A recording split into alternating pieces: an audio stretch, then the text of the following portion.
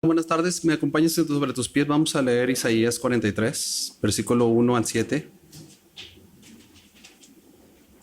Voy a dar un pequeño tiempo para que la busquen por ahí. Isaías 43, del 1 al 7, dice así: Mas ahora sí dice el Señor tu Criador, oh Jacob, y el que te formó, oh Israel, no temas porque yo te he redimido. Te he llamado por tu nombre, mío eres tú. Cuando pases por las aguas, yo estaré contigo, y si por los ríos no te cubrirán. Cuando pases por el fuego, no te quemarás, ni la llama te abrazará. Porque yo soy el Señor tu Dios, el Santo de Israel tu Salvador. He dado a Egipto por tu rescate, a Cus y a Seba en lugar tuyo, ya que eres precioso a mis ojos, digno de honra, y yo te amo. Entregaré a otros hombres en lugar tuyo, y a otros pueblos por tu vida. No temas porque yo estoy contigo. Del oriente traeré tu descendencia y del occidente te reuniré. Diré al norte entrégalos y al sur no los retengas. Traedme a mis hijos desde lejos y a mis hijas desde los confines de la tierra. A todo el que es llamado por mi nombre y a quien he creado para mi gloria, a quien he formado y a quien he hecho. Okay. Gracias. Si me acompañas ahí en tu lugar y vamos a orar. Padre, te agradecemos por quien eres tú, Señor. Te agradecemos por lo que has hecho, Padre. Te agradecemos porque nos has dado a Cristo, Padre. Y en esta hora venimos a de ti en humildad, reconociendo que necesitamos de ti. Necesitamos de tu Espíritu, necesitamos de tu obra en nuestros corazones, en nuestras mentes, Señor, para poder comprender tu palabra, Padre. Sé tú obrando en nosotros, sé tú transformándonos, sé tú permitiéndonos escuchar y atender tu voz, Padre. En el nombre de Cristo Jesús. Amén. Pueden sentarse.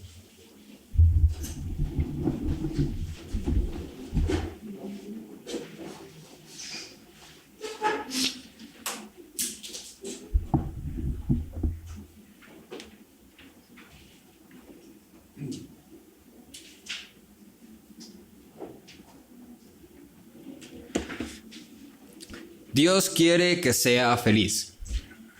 Este es el lema y el moto de vida de muchos cristianos nominales, es decir, muchas personas que se hacen llamar a sí mismas cristianas. Dios quiere que sea feliz. Y sobre este lema, sobre este moto, se sostiene y fundamenta toda su vida. El bienestar emocional, físico, social, su teología, sus creencias, la elección de la iglesia a la cual van a asistir, ya sea por cuestiones de trabajo, por cuestiones de familia, por cuestiones de comodidad, la manera de educar a sus hijos, la forma de navegar el sufrimiento, la aflicción, la manera misma de ver el mundo. Todo está fundamentado en este lema. Dios quiere que sea feliz. Y entonces, ¿qué pasa cuando están ocurriendo cosas en mi vida que claramente no me están haciendo felices? ¿Qué pasa cuando lo que está pasando a mi alrededor es sufrimiento, aflicción y lo que tú y yo podemos categorizar como cosas malas? Porque según esta ideología, si las cosas van bien, si yo estoy siendo feliz, entonces Dios es Dios. Pero si las cosas no van bien, si no estoy feliz, entonces algo está pasando con Dios. ¿Dónde está Dios en esos momentos? Y hay una cantidad limitada de respuestas posibles, porque puedes responder que Dios quiere, pero no puede hacerte feliz. Y entonces Dios le gustaría, su deseo más profundo es tu felicidad, pero es incapaz de proveerla para ti. O te puedes ir al otro lado. Dios puede, pero no le interesa que seas feliz. No es su preocupación que tú seas feliz. Y entonces entramos en confusión y conflicto. ¿Por qué Dios me está haciendo infeliz? ¿Por qué Dios no está siendo Dios? ¿No quiere Dios que sea feliz? Y entonces, en base al bienestar de una persona, de sentirse bien, tener un buen trabajo, tener un buen estatus económico, tener una buena familia, buenas relaciones, buenos amigos, tener un buen club social, una familia ideal, encajar, ser alguien relativamente importante en algún círculo, ¿sí? Tener ese respeto o dignidad, y dependiendo de eso, se mide qué tan buen cristiano soy. Porque todo en esta vida se trata de que Dios quiere que sea feliz. Generalmente tú y yo no decimos de que, ese compa es bien feliz o bien cristiano. Decimos, esa persona es muy bendecida por Dios. ¿Sí? La persona más bendecida por Dios. En el año 2005, te estoy hablando de que esto es hace 20 años, por ahí. 2 sociólogos entrevistaron a más de 3,000 adolescentes. Y en resumen, todos estos adolescentes afirmaban con unas palabras u otras, consciente e inconscientemente, un mismo credo. Y en resumen, este credo era el siguiente: Dios es un Dios que existe, que creó el mundo, que define la moral, pero no es uno que se involucre en los asuntos de otros, especialmente en los asuntos que no quiero que se involucre. Y es el credo de 3,000 adolescentes, 3,000 jóvenes que se supone que son cristianos, que ellos mismos se hacen llamar creyentes cristianos.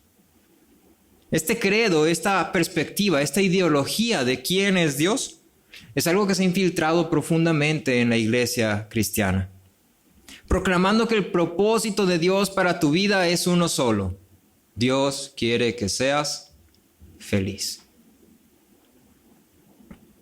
Un autor decía: se trata de inculcar un enfoque moralista a la vida. Enseña que lo fundamental para vivir una vida buena y feliz es ser una buena persona con buena moral.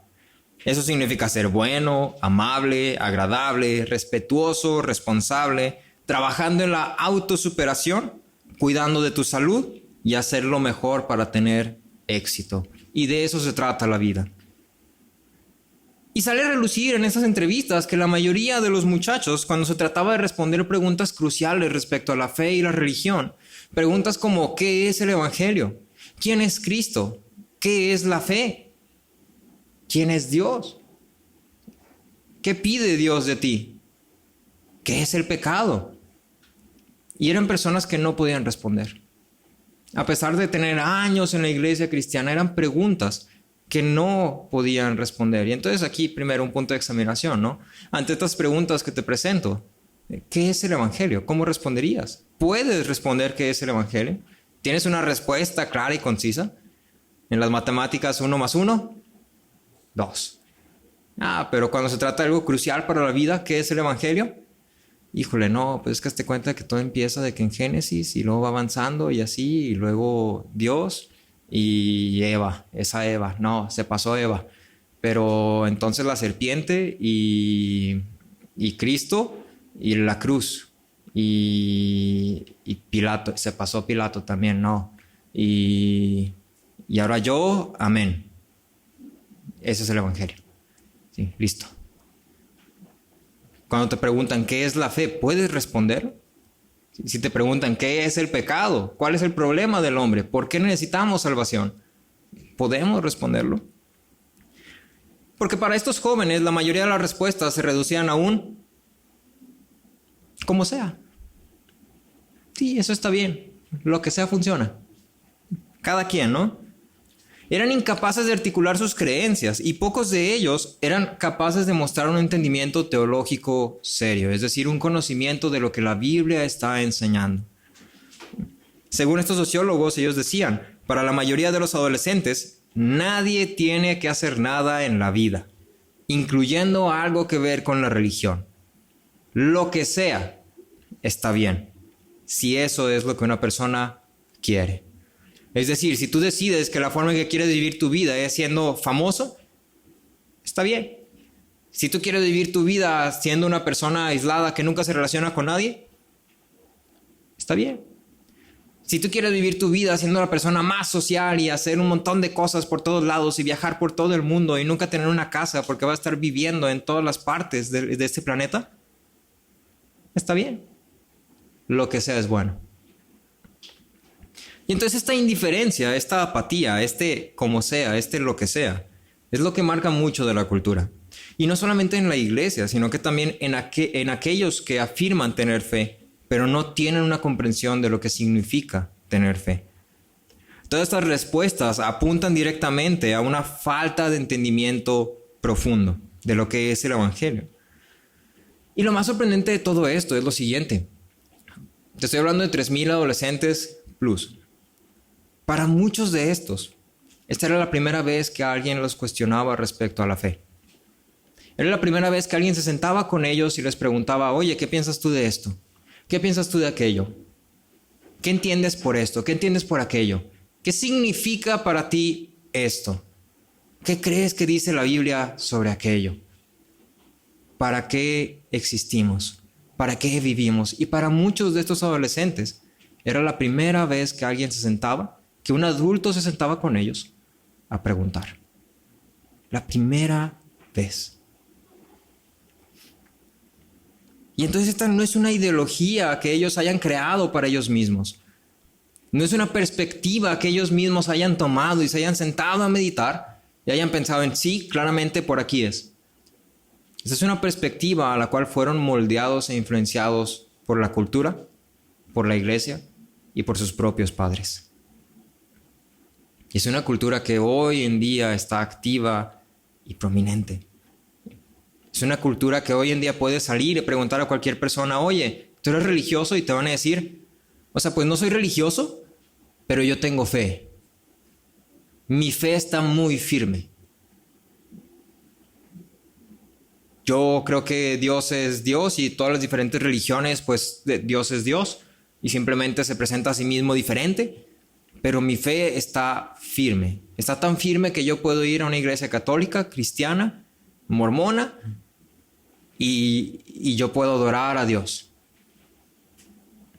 Y bueno, aquí tenemos esto, ¿no? Y estas creencias no están arraigadas en la teología cristiana, ni siquiera están arraigadas en alguna religión. Son meramente una trayectoria, una dirección que la cultura ha marcado respecto a la espiritualidad, la fe, la religión, el bienestar personal.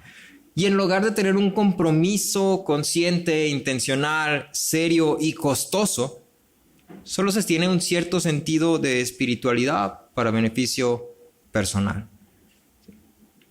Eso es todo. Y entonces como iglesia, esta serie se llama Evangelio y Cultura, porque como iglesia tú y yo tenemos la responsabilidad de proteger, de proclamar, de practicar y de preservar el evangelio puro y verdadero, el evangelio que Dios dio a los hombres. Porque Dios se ha revelado a sí mismo a través de su palabra. Y no es flexible para que tú lo hagas como tú quieras hacerlo. Dios es Dios.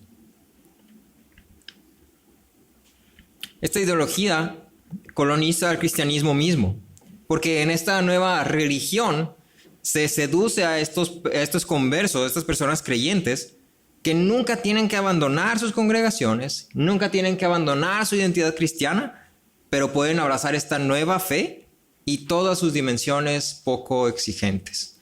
Es decir, tú eres cristiano, siéntete bonito, estate a gusto, qué bueno que el airecito esté fresco, gloria a Dios, listo, un ticket gratis para el cielo.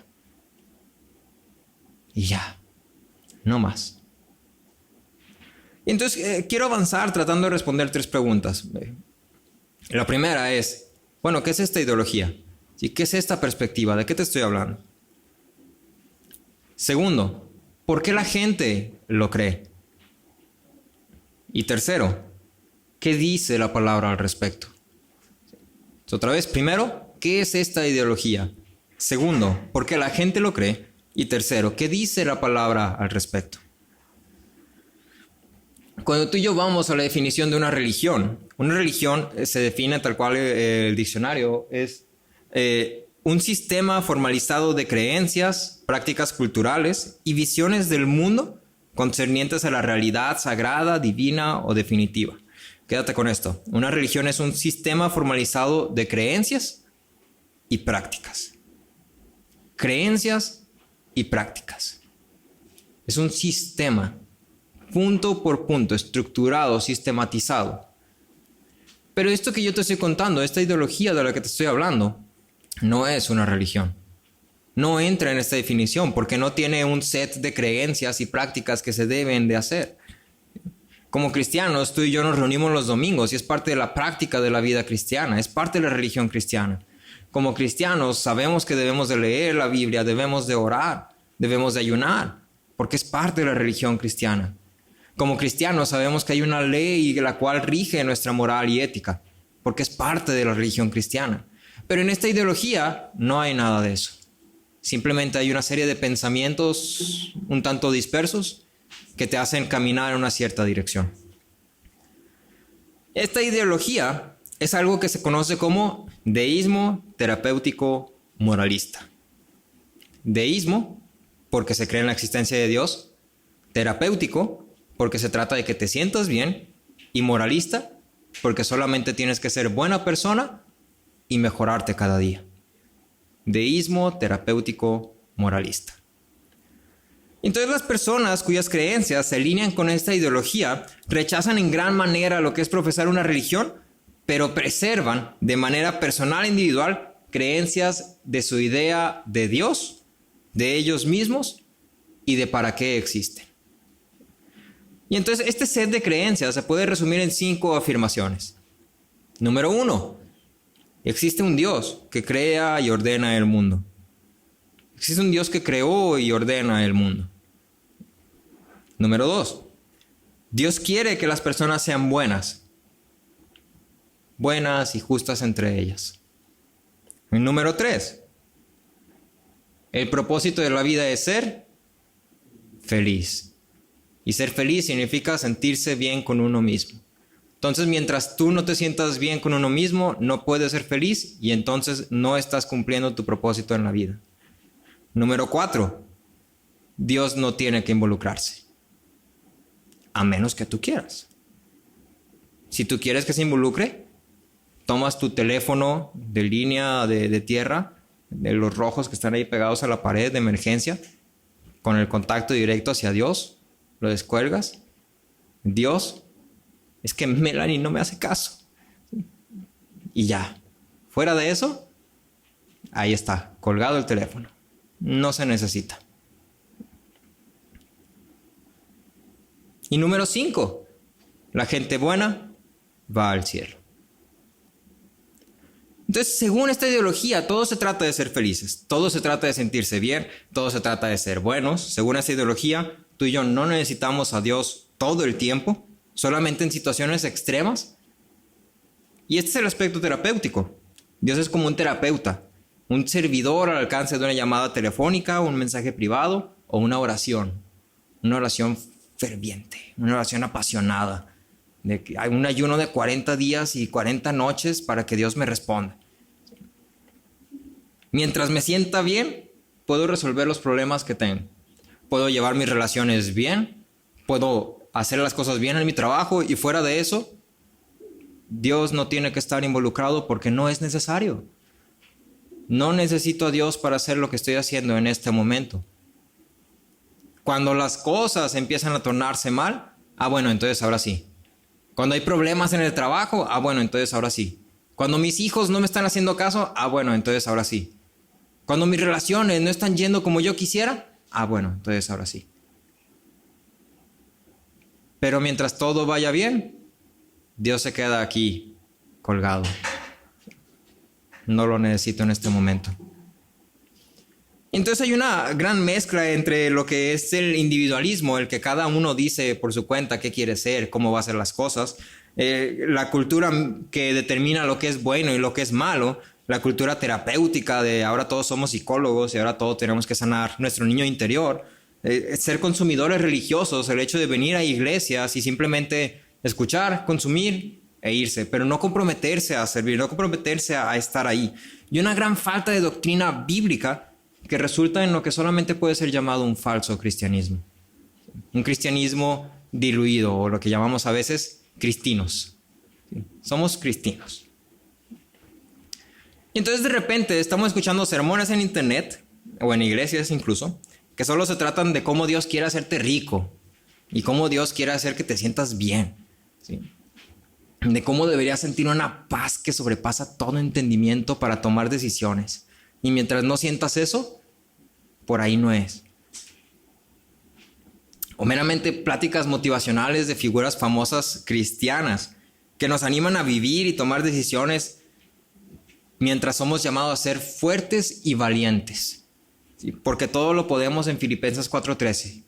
Todo lo puedo en Cristo que me fortalece, y entonces voy y hago eso que claramente la Biblia no me está llamando a hacer.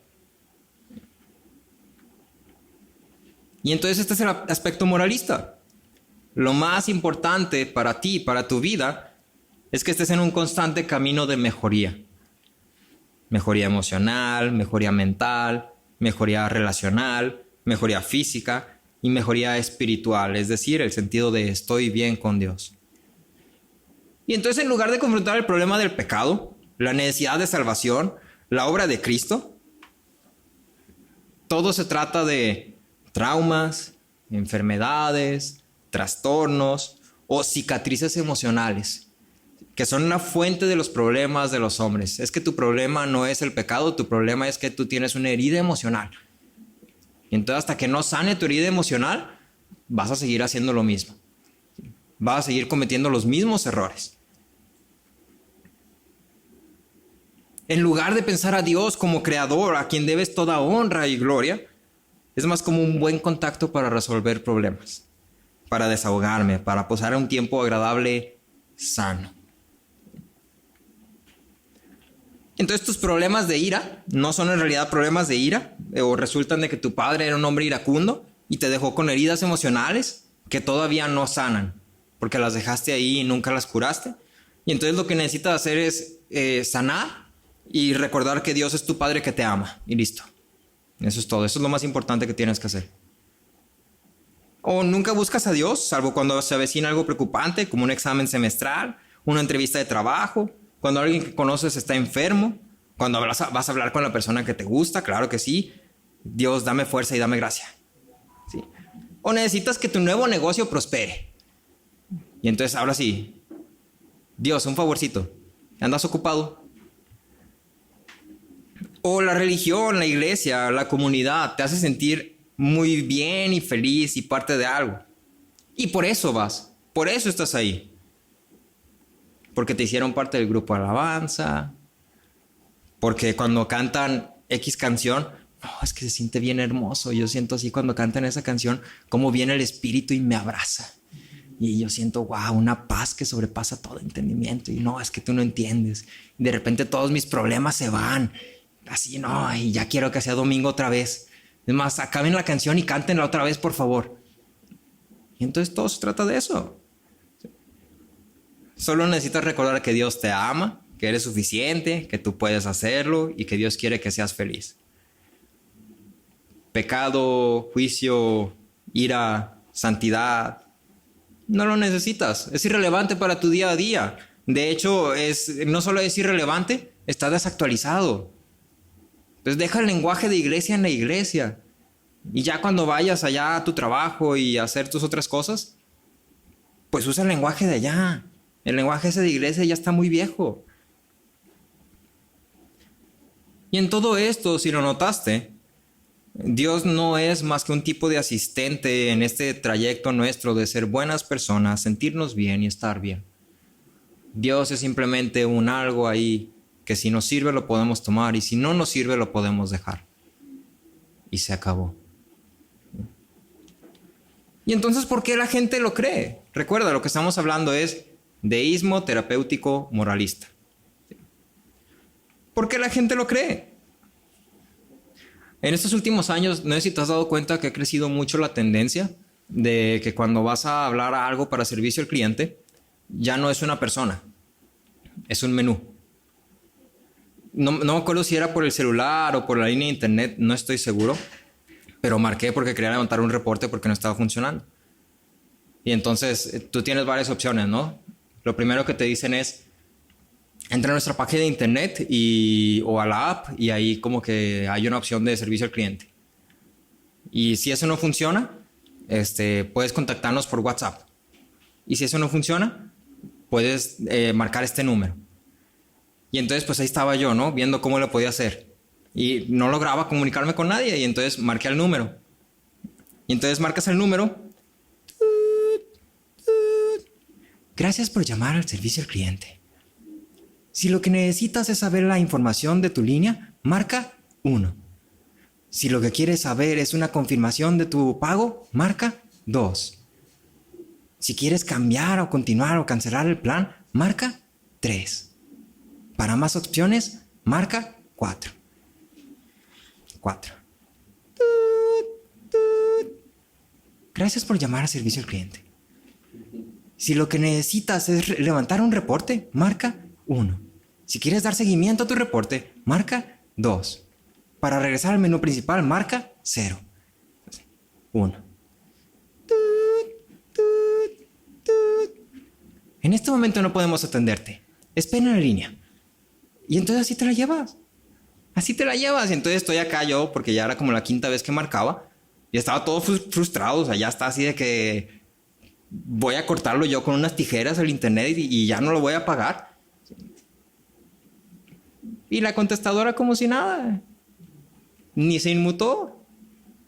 No tenía la consideración de que, ay, pobrecito, ya está todo estresado y fastidiado, irritado. Y yo lo único que quería es que me respondiera una persona real, verdadera, para poder explicarle lo que estaba pasando y que me dijera, bueno, vamos a hacer esto. Pero ahí estás, menú tras un menú, tras un menú, tras un menú, tras un menú.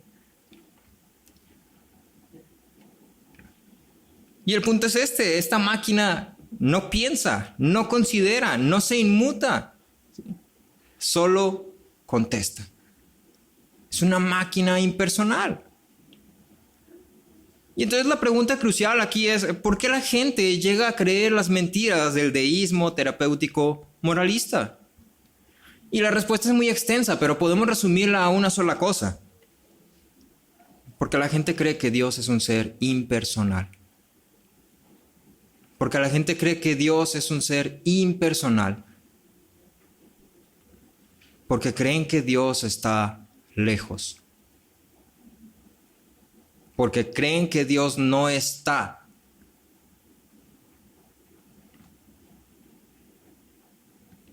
Sí, Dios existe, hace, deshace.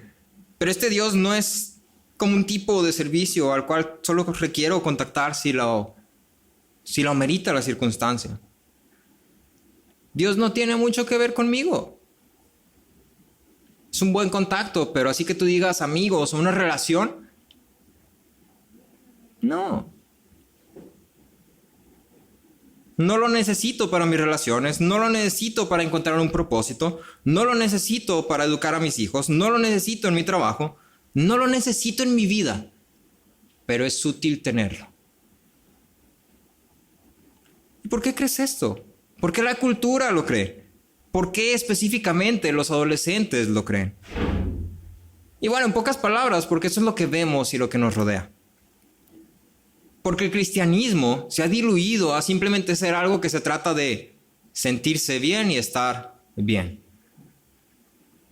Porque no hay confrontación. Porque no se habla de pecado, ni de santidad, ni del juicio, ni de la ira de Dios, ni del infierno. Porque tú mencionas la palabra infierno y... ¡oh! ¿Qué? Infierno, ¿cómo te atreves a decir esa palabra tan fea?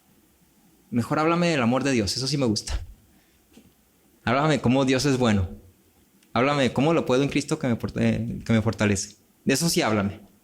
Háblame de será como árbol plantado junto a corrientes de agua y todo lo que hace prosperará. Eso sí me gusta. ¿Infierno? No. Háblame de cosas bonitas. Porque preferimos ser cristianos cómodos y estar en un cristianismo que exija poco y ofrezca mucho. Porque no se habla de la gracia y del costo del discipulado. Porque prefiero tener una felicidad temporal aquí, en la tierra, en este mundo, ahora, en este momento, con los que me rodean ahorita ya, con lo que yo quiero ya. Una felicidad temporal, distorsionada y endeble. Porque reducimos lo que significa ser cristiano a meramente ser buenas personas, tener cierto éxito y dar las gracias a Dios por ello. Gracias Dios porque soy buena persona, gracias Dios porque tengo un buen trabajo. A ti sea toda la gloria. Y se acabó. Hasta ahí llega mi relación con Dios. Una autora escribió respecto a este tema diciendo: el deísmo terapéutico moralista tiene poco que ver con Dios o un sentido de misión divina en el mundo. Ofrece comodidad, refuerza la autoestima, ayuda a resolver problemas y lubrica las relaciones interpersonales al alentar a las personas al hacerse bien, sentirse bien y mantener a Dios lejitos, a distancia. Y entonces te quiero puntuar 3 razones por las cuales esta ideología ha tomado tanta fuerza en la iglesia y en la cultura. Lo primero es por una gran falta de doctrina bíblica. Dios se ha revelado en su palabra de manera que podamos conocerle y se presenta a sí mismo de una forma en particular. Y la falta de doctrina es falta de conocimiento de quién es Dios. Y entonces, como no sabes quién es Dios, te inventas cosas de Él. Nos inventamos cosas de Él. Y como Dios tiene que ser alguien bueno para mí, me voy a inventar cosas que me convengan. Y me conviene un Dios todopoderoso, que está al alcance de una llamada, pero que no se mete en lo que no le incumbe. Me conviene más eso, ¿no? Que un Dios todopoderoso, que exige que viva de cierta manera y que merece que mi vida sea entregada a Él. ¿El cual te conviene más? Pues la otra. Lo segundo es porque se predica la gracia barata. Porque se predica a las personas, se les ofrece los beneficios del cristianismo, pero no se habla del costo. Según Dietrich Bonhoeffer, la gracia es costosa porque nos llama a seguir, y es gracia porque nos llama a seguir a Jesucristo. Es costoso porque le cuesta a un hombre su vida, y es gracia porque le da a un hombre la única vida verdadera. Es costoso porque condena al pecador, y es gracia porque justifica al pecador. Sobre todo es costoso porque le costó a Dios la vida de su Hijo. Y lo que le ha costado a Dios no puede ser barato para nosotros.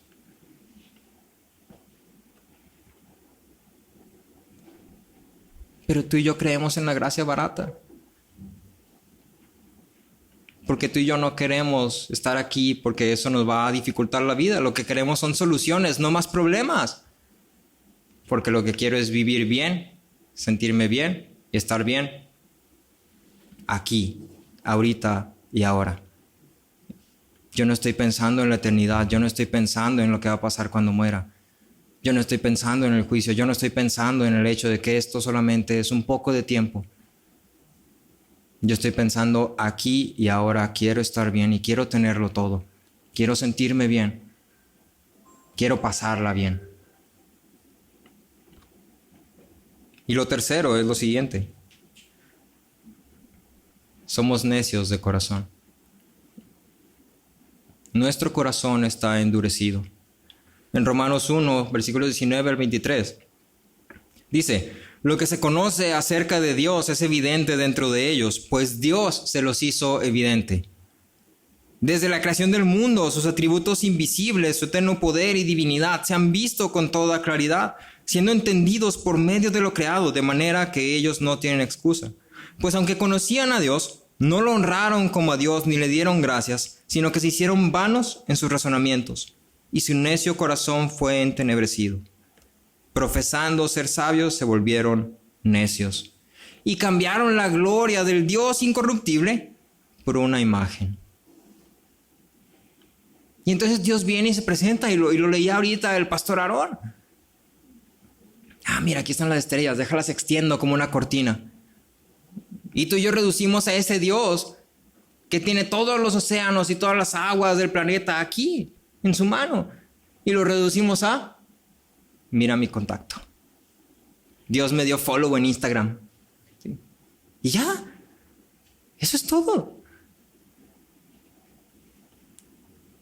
Es mucho más cómodo para nosotros tener a un Dios que no nos interrumpa, que no nos juzgue, que no se involucre, que no se meta en lo que no le incumbe.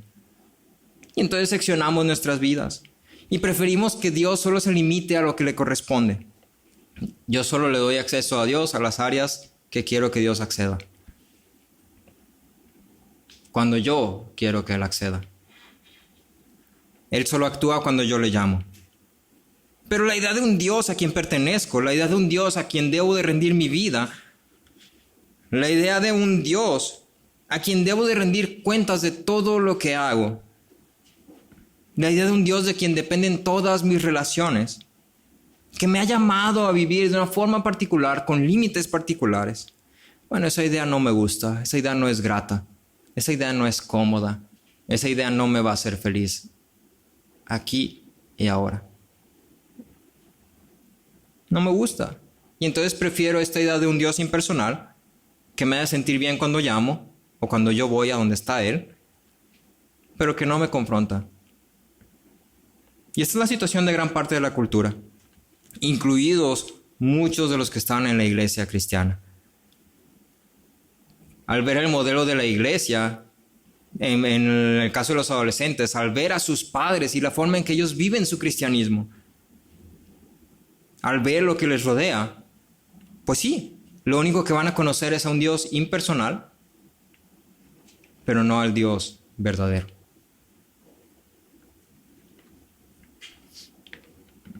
Los mismos autores decían, han aprendido de sus mayores, hablando de los adolescentes, que la autosuperación es el único gran imperativo moral al que todos son responsables. Y han observado el hecho de que la aspiración más alta de quienes dan forma a esta cultura es encontrar felicidad, seguridad y sentido en esta vida.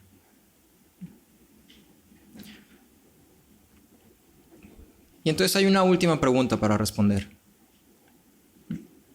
¿Qué dice la palabra respecto a esto? Más específicamente, ¿quién es Dios? ¿Quién es Dios?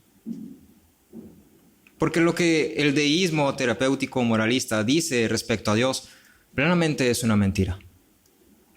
Ese no es Dios. Es una imagen de Dios que los hombres hemos creado. Ese no es Dios. Pero entonces, ¿quién es Dios? Y entonces quiero volver al pasaje con el que comenzamos. Vamos a Isaías. Y presta suma atención a la manera en que Dios se refiere a sí mismo en relación con los suyos. Sí, te leo Isaías 43, versículos del 1 al 7. Mas ahora, así dice el Señor, tu Creador, oh Jacob, el que te formó, oh Israel. No temas porque yo te he redimido, te he llamado por tu nombre, mío eres tú. Cuando pases por las aguas, yo estaré contigo.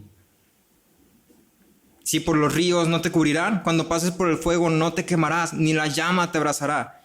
Porque yo soy el Señor, tu Dios, el Santo de Israel, tu Salvador. He dado a Egipto por tu rescate, a Cus y a Seba en lugar tuyo, ya que eres precioso a mis ojos.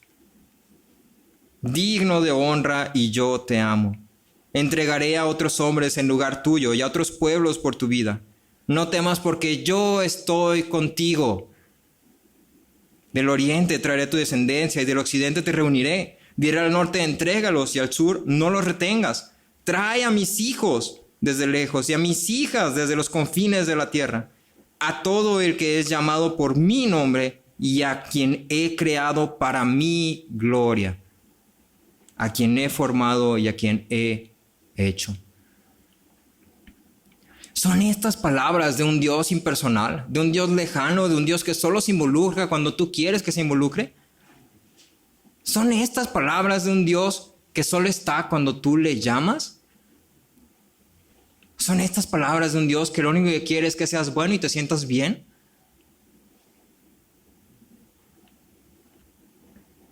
¿Notas cómo Él dice estar presente en cada momento?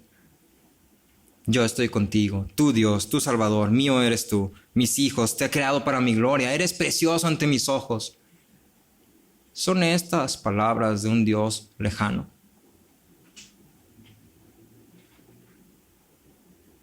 Y entonces meramente en 7 versículos, son 7 versículos de toda la revelación de quién es Dios. Y Él se presenta a sí mismo afirmando por lo menos 3 cosas. Él es nuestro Dios y nosotros somos su pueblo. Él es nuestro, nosotros somos suyos. Él está con nosotros en todo momento. En cada momento de tu vida, en cada área, en cada aspecto de tu vida, Él está ahí. Y 3, Él te ha creado para su gloria. Él te ha creado para su gloria. El puritano John Flavel apuntaba al plan de Dios diciendo: la intención de la obra del Redentor no era comprar riquezas para su gente, comodidad o placeres en la tierra, sino para mortificar sus lujurias, sanar su naturaleza y espiritualizar sus afectos, y por medio de ello hacerlos aptos para el deleite eterno de Dios. ¿Quiere Dios que seas feliz? Sí, Dios quiere que seas feliz. El problema es que tu idea de felicidad es una felicidad que está aquí y ahora y que es una felicidad podrida, que huele mal, pero es lo mejor que puedes obtener. Esa es tu idea de felicidad, esa es nuestra idea de felicidad. Pero Dios dice: no, yo te ofrezco una felicidad verdadera, una felicidad real, lo que es verdaderamente felicidad. Y aquí solo puedes encontrar un pequeño destello de eso. Aquí solo puedes encontrar un pequeño gustito de eso. Lo que yo te ofrezco no es solo un destello, no es solo una probadita, es todo. Es todo. Y entonces el deísmo terapéutico moralista afirma que Dios quiere que las personas sean buenas y justas entre ellas, pero la Biblia afirma que no hay justo alguno excepto Cristo. Tú eres un pecador, yo soy un pecador. Todos los hombres somos pecadores. No hay ni uno solo que sea justo excepto Cristo. Si tus relaciones no están fundamentadas en Cristo, tú no puedes amar a otros. Es un amor falso, es un amor egoísta. El deísmo terapéutico moralista afirma que el propósito de la vida es ser feliz y sentirse bien con uno mismo, pero la Biblia enseña que el propósito del hombre es la gloria de Dios. No está abierto a interpretaciones. Fuiste creado para la gloria de Dios. El deísmo terapéutico moralista afirma que si eres lo suficientemente bueno, te ganaste el cielo. Pero la Biblia afirma que todos somos culpables de pecado y todos estamos condenados a la muerte eterna. Y nuestras obras son como un trapo de inmundicia.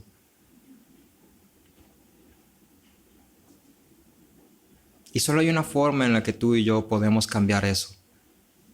Y no es a través de nuestra fuerza.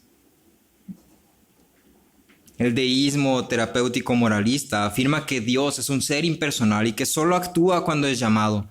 Pero la Biblia cuenta la historia de un Dios personal que por amor a quienes no le conocían, a quienes no le buscaban, a quienes no le amaban, Él dio lo más valioso que tenía para salvarlos. Un Dios que obró en rescate de aquellos que no sabían ni siquiera que estaban en peligro. Un Dios que merece y exige toda nuestra vida, cada aspecto singular de nuestra vida sin escatimar absolutamente nada. Y exige todo para su gloria. Un Dios que está presente, un Dios que te llama, un Dios que te busca, un Dios que va atrás de ti aun cuando tú no quieres. Un Dios que condesciende. Un Dios que se agacha para levantarte del polvo, para sacarte del lodo. Un Dios que es tu Dios si tú eres su pueblo. Acompáñame a orar. Padre, perdónanos, Señor, porque hemos hecho de ti una imagen, Padre. porque te hemos encajado en nuestra idea de lo que queremos que seas, porque nos hemos dejado llevar por la cultura, por la influencia de lo que nos rodea. Cuando tú te has revelado a ti mismo a través de tu palabra, porque tú te presentas como un Dios personal, como nuestro Dios, porque tú has dado por nosotros a tu Hijo amado, Señor, porque tú te has acercado a nosotros, porque tú te encarnaste para que te conociéramos.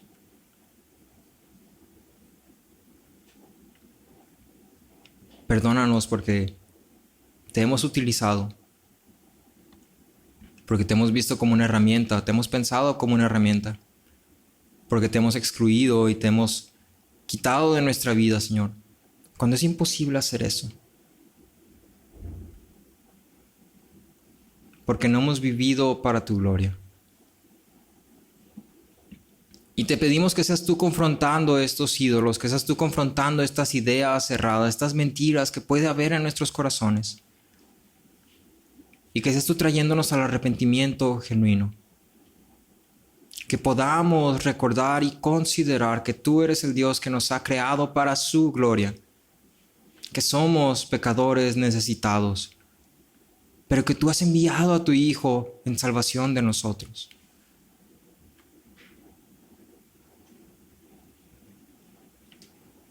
Sé tú obrando en nuestras vidas, sé tú confrontando nuestros pensamientos, nuestra forma de pensar en ti, y que podamos conocerte tal y como eres. No como una idea, no por mentiras, no por lo que nos cuentan, sino conocerte tal y como eres, como tú dices que eres, Señor. Te lo pedimos en el nombre de Cristo Jesús. Amén.